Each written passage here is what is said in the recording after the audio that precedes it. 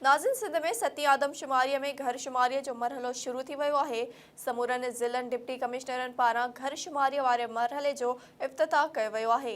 SS news जे reporter मूजिबि कराचीअ में division जे समूरनि ज़िलनि में घरशुमारीअ जो मरहलो शुरू थी वियो आहे। शुमारियात खाते जो अमलो घर घर वञी दरवाज़नि ते नंबर लॻाए रहियो आहे, जॾहिं त ज़िलनि में मुक़ररु कयल फोकल पर्सन निगरानी करे रहिया आहिनि। ॿिए तरफ़ हैदराबाद जे डिप्टी कमिश्नर फवाद गफ़ार सूमरो लतीफ़ाबाद जी अमरीकन इस्पताल भरिसां हिकु घर ते डिजिटल मार्क लॻाए घरशुमारीअ जो इफ़्तिताह कयो। उन मौक़े ते additional deputy commissioner Qaim Akbar Numai, assistant commissioner Latifabad Shaista Jabeen, focal person मरदमशुमारी सैयद ज़फ़र अब्बास रिज़वी ऐं ॿिया ऑफिसर पिणु मौजूदु हुआ।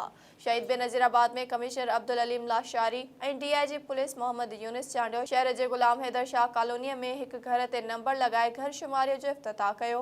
अहिड़ी तरह कंबर शहदादकोट ज़िले में डिप्टी कमिश्नर सलीमुल्लाह ओढो घरशुमारी ऐं मरदमशुमारीअ जो इफ़्तिताह कयो आहे। कश्मीर में रिबिन कटे घरशुमारीअ जो इफ़्तिताह कयो वियो। इफ़्तिताही तक़रीब में पुलिस ऑफिसरनि, टिनी तालुक़नि जे असिस्टेंट कमिश्नर्स ऐं वास्तेदार अमलदारनि शिरकत कई। अहिड़ीअ तरह लाड़काणे, सखर, मीरपुर ख़ास डिवीज़ननि जे समूरनि ज़िलनि में घरशुमारीअ जो अमल शुरू थी वियो आहे।